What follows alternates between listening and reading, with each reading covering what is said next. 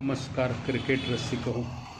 मी doctor Rajendra बसने आणि आपण पाहत आहात डॉक्टर राजेंद्र बसने टॉक्स. आज आपण क्रिकेटवर बोलणार नाही तर 11 डिसेंबर 1967 या विषयावर मी माझे मत मांडू इच्छितो. 11 डिसेंबर हा माझ्या आयुष्यातील 2 भूकंप झालेला दिवस. पहिला 11 डिसेंबर 1967 साली कोयना भूकंप झाला आणि दुसरा 11 डिसेंबर 2007 रोजी आमच्या मातोश्रींचं देहावसान झालं. बरोबर 11 डिसेंबरच त्यांनी ही तारीख गाठली. त्यामुळे माझ्या आयुष्यात 2 घटना सर्वात महत्त्वाच्या घडल्या त्या 11 डिसेंबरलाच.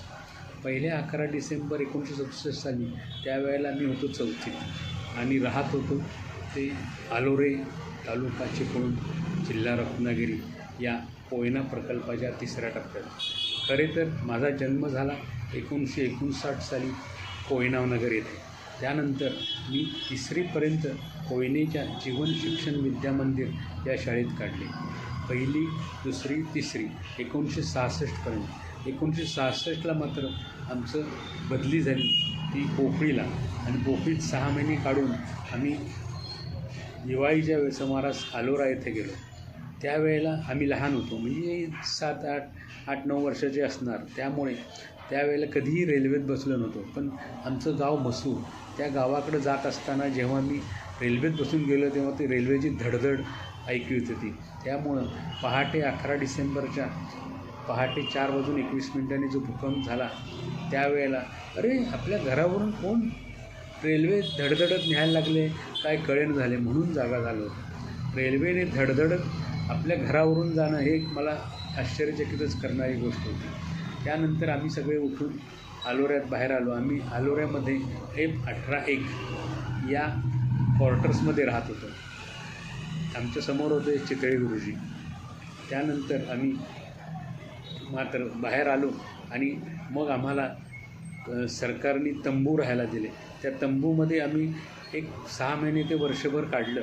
तंबूमध्ये बाहेर रात्री झोपायला असायचं, दिवसभर घरात काम करायचं आणि रात्री झोपायला तंबू ते आपले चांगले मिलिटरीचे होते. तर आता त्यावेळेस पण कसं व्हायचं की भूकंप झाला की सगळे बाहेर यायचे. अरे भूकंप झाला, चर्चा करत बसायचे. चर्चा झाली की परत घरात जाऊन कामं सुरू.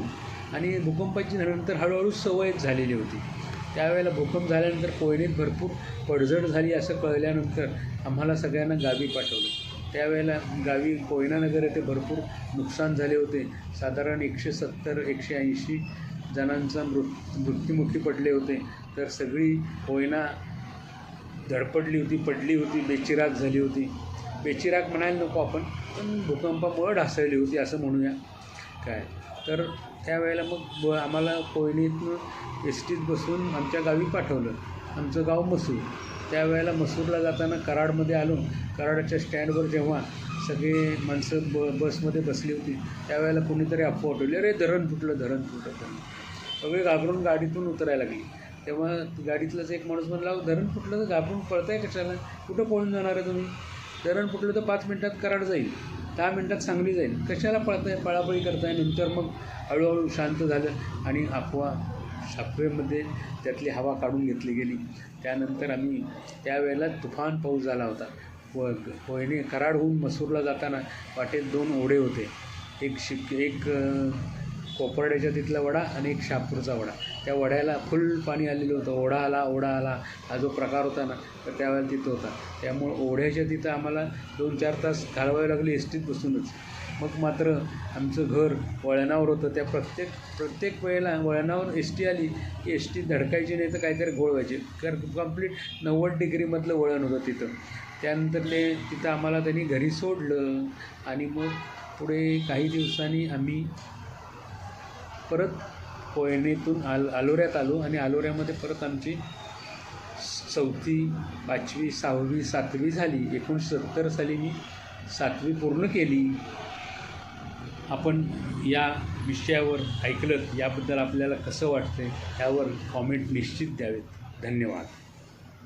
कोयना भूकंप 1967 हा महाराष्ट्रातील एक मोठा भूकंप होता जो 11 डिसेंबर 1967 रोजी कोयनानगर जवळ झाला होता. त्याची तीव्रता 6.6 रिश्टर स्केल एवढी होती, ज्यामुळे मोठी हानी झाली आणि सुमारे 177 लोकांचा मृत्यू झाला होता.